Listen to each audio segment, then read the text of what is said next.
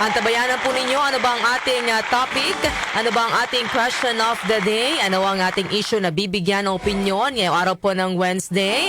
Mamaya ibibigay po namin yan pagkatapos po ng balitaan sa 774 Balita Ngayon.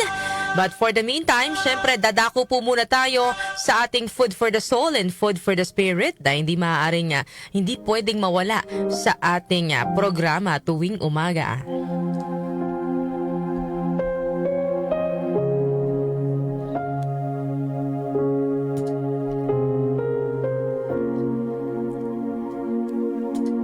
Isang araw, isang lalaki po ang nawawala sa disyerto. Uhaw na uhaw siya dahil 2 araw nang walang laman na tubig ang kanyang baunan. Hinang-hina na ang lalaki at pakiramdam niya'y mamamatay na siya kung hindi pa siya makakainom ng tubig.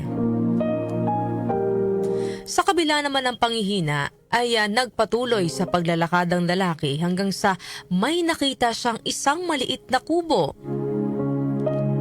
Dali-dali niyang pinuntahan ito sa pag-asang may maiinom na tubig doon.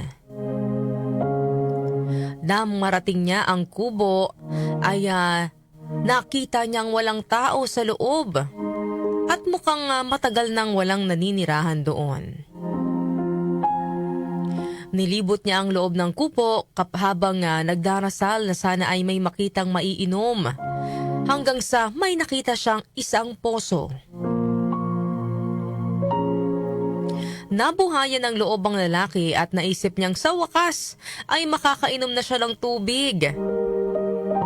Dali-dali niyang binomba ang poso pero walang lumalabas na tubig. Nagpatuloy lang ang lalaki sa pagbomba ng poso pero sa kasamaang palad wala pa ring lumabas kahit patak ng tubig. Napaupo na lang ang lalaki na tila nawawalan na ng pag-asa at iniisip na niyang mamamatay na lang siya sa disyerto. Hanggang sa napansin niya ang isang bote sa sulok ng kubo. Punong-puno ito ng tubig at maingat na tinakpan upang hindi matuyo sa init. Mabilis na kinuha ito ng lalaki at binuksan. Lalagukin na niya sana ang laman nitong tubig nang mapansin niya ang papel na nakadikit sa bote. Sa papel, nakasulat ang mga katagang, "Gamitin mo ang tubig na ito sa pagbomba ng poso. Huwag mong kalimutang punuin ng bote pagkatapos mong gamitin." Napaisip ang lalaki. Gusto niya sanang sundin ang nakasulat sa papel. Pero papaano naman kung hindi ito gumana? Paano kung sira na pala ang poso? Paano kung tuyot na pala ang poso? Di masasayang lang yung tubig pag binuhos niya sa poso. Pero naisip din po ng lalaki, papaano kung tama yung nakasulat sa papel? Mas marami siyang makukuhang tubig kung sakali. Sa matagal niyang pinag-isipan, susugal ba siya? Kung sakaling hindi gumana ay sasayangin niya lang ang kahuli-hulihang tubig na mayroon siya. Sa huli ay nakapagdesisyon po ang lalaki. Habang nanginginig ang kamay, ay dahan-dahan niyang binuhos sa poso ang tubig. At saka siya pumikit, nagdasal at saka tuloy-tuloy na binomba ang poso. Hanggang sa maya-maya ay narinig na niya ang pag-agos ng tubig palabas ng poso. Tuwang-tuwa ang lalaki at agad na uminom ng maraming tubig at pinuno ang mga lalagyan na mayroon siya. Bago umalis ng kubo, ay pinuno niyang muli ng tubig ang bote na nakita niya sa kubo. Dinagdagan niya rin ang nakasulat sa papel na nakadikit dito.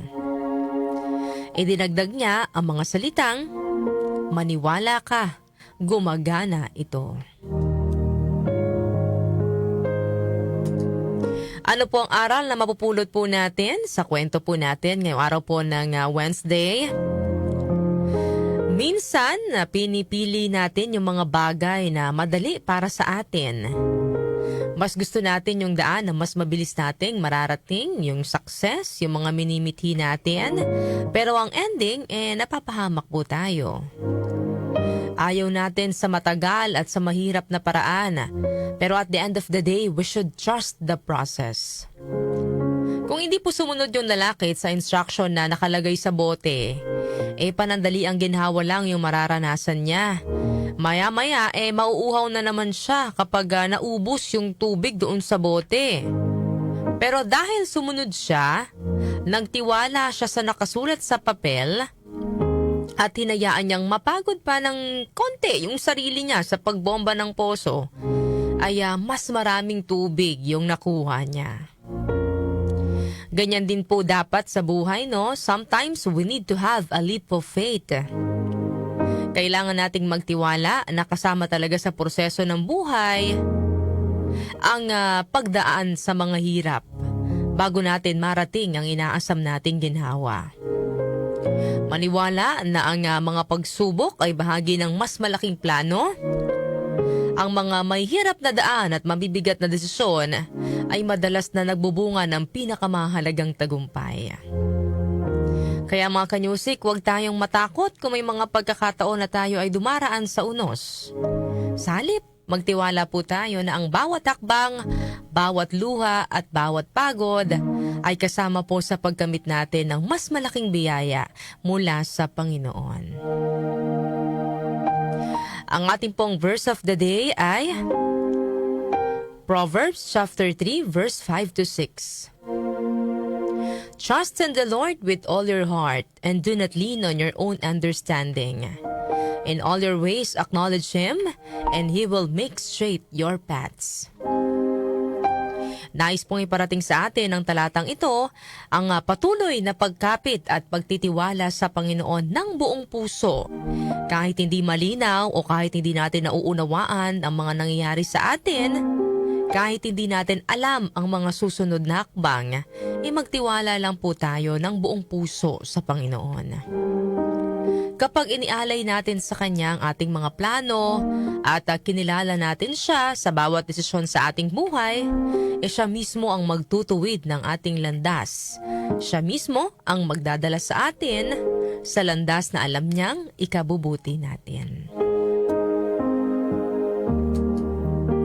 Yan po ang ating Food for the Soul and Food for the Spirit ngayong araw po ng Wednesday.